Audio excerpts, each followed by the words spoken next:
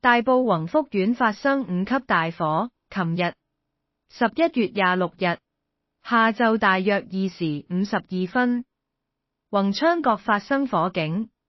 火勢數分鐘內迅速蔓延至整棟大廈，及後火舌更伸延至其他6棟大樓。火警由3級升至5級，消防動用最少2條喉同2隊煙霧隊灌救，現場頻頻傳出爆炸聲，有好多居民求助，佢哋唔能夠逃生，因為大部分都係老人家，而後生嘅又出晒去返工，接到親人電話先返屋企睇情況。我睇到有後生嘅呼天搶地去搵親人，但係我認為佢太唔冷靜，於是要冷靜先可以處理問題。呢個雖然係紙上談兵，但實際時遇事冷靜係好緊要嘅。我猜測火警原因，一係因為工人食煙所致。根據網上傳言，有工人喺棚架前食煙，極有可能佢留下煙頭造成火災。不過呢個根本冇實質證據可以證明呢個係起火原因。就好似八仙嶺大火一樣，而係因為防火網嘅物料係唔防火，致使火警發生時火勢迅速蔓延。點解要用唔防火嘅物料呢？係慳錢，係全新嘅佈置。第三係有人用發泡膠封窗，呢個係極唔尋常。點解要用發泡膠封窗呢？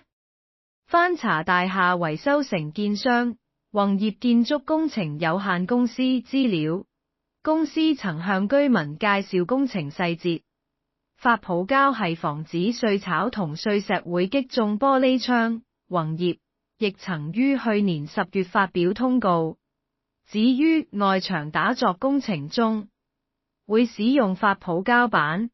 完整咁將單位外牆窗玻璃遮蓋，用作保護，以免工程期間有碎沙石擊中玻璃窗。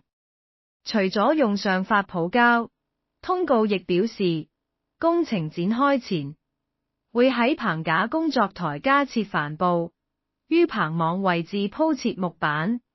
喺打鑿外牆期間，會在臨時外加木板或中空板遮窗，並會喺完成工程後拆除。其實喺地盤用發泡膠係好危險嘅，佢哋仲要用乳膠同發泡膠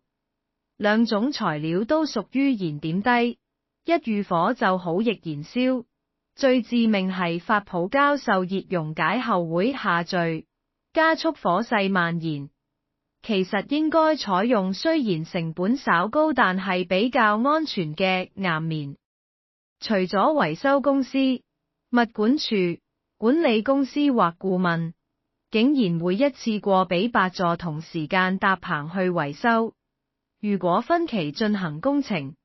就唔會出現火燒連環船嘅慘劇。今次事件令到香港人變得團結，有人捐物資，有鋪頭捐出免費食物、免費充電器、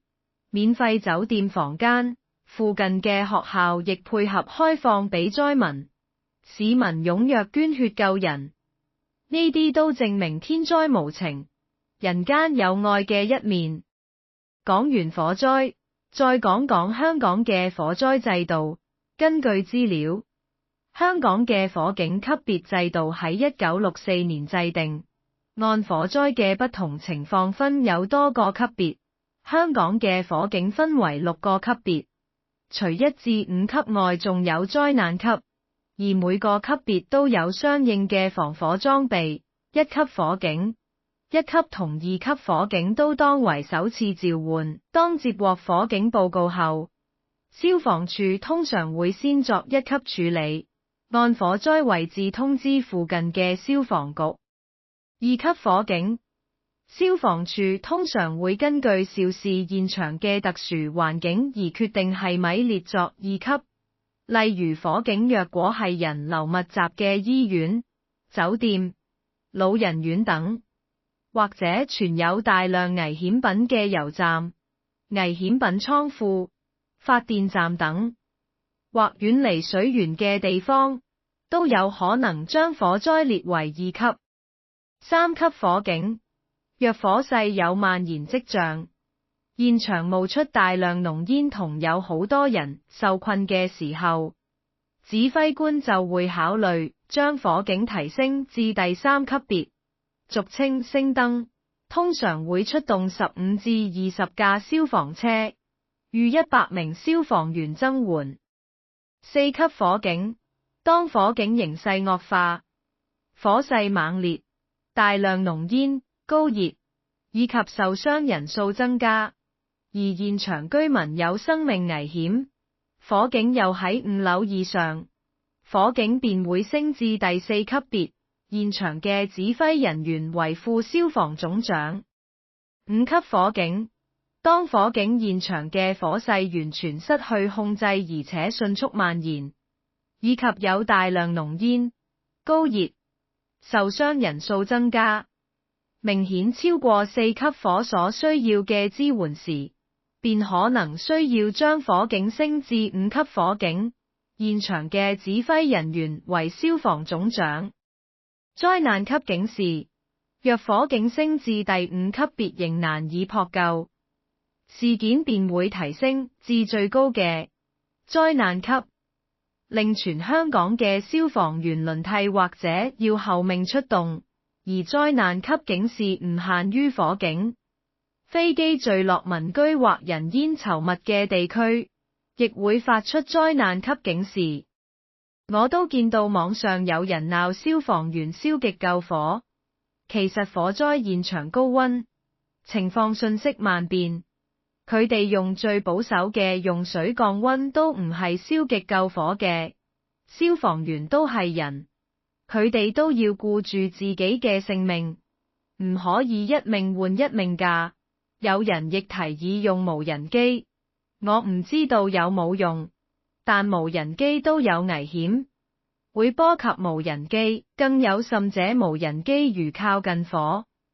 或者會引致爆炸，